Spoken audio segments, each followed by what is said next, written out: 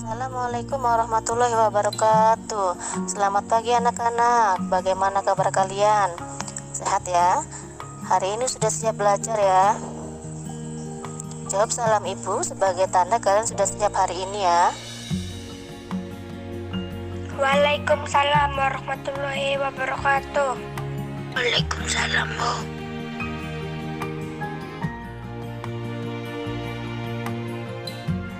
Anak-anak, sebelum pelajaran dimulai, kita membaca doa terlebih dahulu ya. Ayo, salah satu dari kalian kirimkan video pada saat membaca doa sebelum belajar. Ditunggu ya.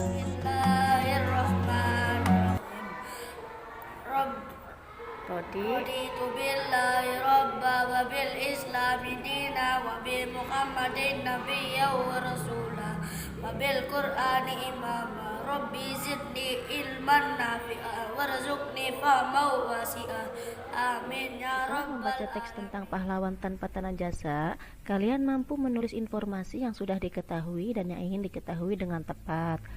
Kedua, setelah berdiskusi, kalian mampu mempresentasikan informasi tentang sikap kepahlawanan yang bisa dicontoh melalui bahasa lisan dan tulisan dengan tepat.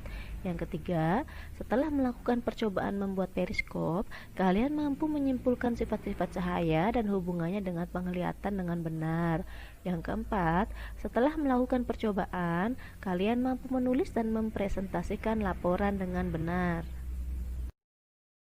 Anak-anak, kita sudah membuat kelompok kecil ya, berdasarkan tempat tinggal terdekat. Sudah belajar pada pembelajaran sebelumnya, yaitu sikap kepahlawanan yang dimiliki oleh para pahlawan atau para pejuang terdahulu ya. Nah, apa sih kaitannya dengan pembelajaran kita hari ini? Ya, ternyata sikap kepahlawanan itu bisa dimiliki oleh orang di sekeliling kita ya. Tidak hanya pahlawan terdahulu, ternyata orang di sekeliling kita juga bisa mempunyai sikap kepahlawanan. Sekarang perhatikan contoh, perhatikan gambar yang ada di layar ya. Tugas kalian masih berdiskusi, amati gambar tersebut dan kalian tuangkan sikap kepahlawanan apa yang ingin kalian ketahui dari penjaga pintu. Warahmatullahi wabarakatuh.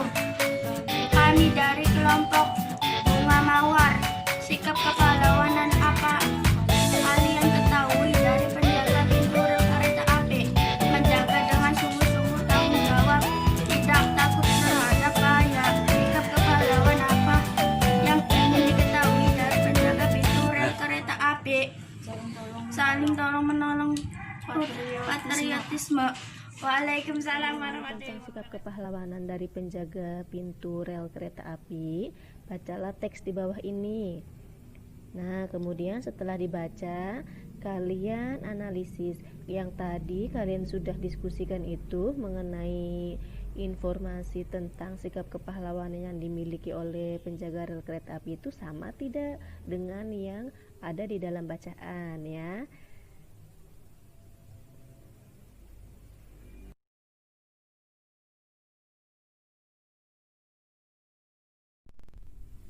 Menjadi penjaga pintu rel kereta api yang bertanggung jawab adalah salah satu cerminan sikap kepahlawanan.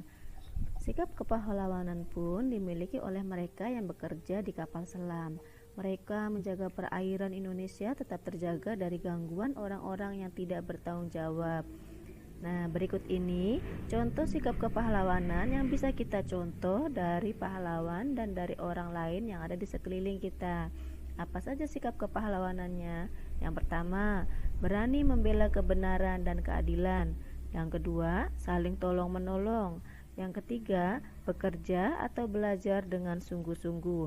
Keempat, rela berkorban demi orang lain. Yang kelima, patriotisme atau cinta tanah air. Anak-anak, perhatikan gambar kapal selam yang ada di layar. Kalian tahu kapal selam itu adalah sarana untuk mempertahankan atau menjaga perairan di Indonesia.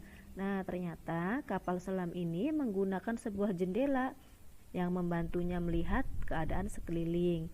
Jendela ini berfungsi seperti mata pengintip Nah, jendela kapal selam ini disebut dengan periskop. Periskop adalah salah satu jenis teropong yang digunakan untuk melihat gambar atau objek di mana objek itu lebih tinggi dari kita atau terhalang sesuatu. Hari ini kita akan belajar membuat periskop sederhana ya. Jadi, kalian siapkan bahan-bahannya yang telah Ibu bagikan dalam kelompok masing-masing ya. Kita nanti pada kegiatan kedua ini kita beralih ke Zoom ya.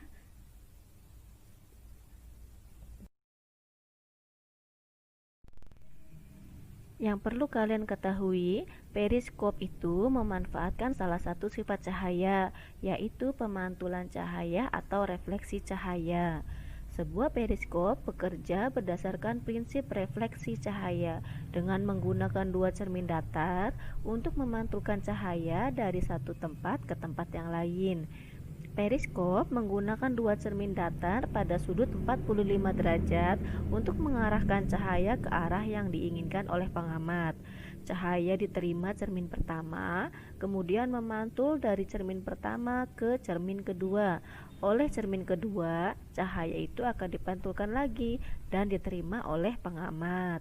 Berikut periskop sederhana yang nantinya akan kita buat ya. Gambarnya seperti ini. Yang sudah jadi, coba yang sudah jadi Aisyah sama Filan coba tunjukkan ke teman kalian sambil apa? Sambil presentasikan hasil kerjanya. Ayo bagaimana cara ngomongnya?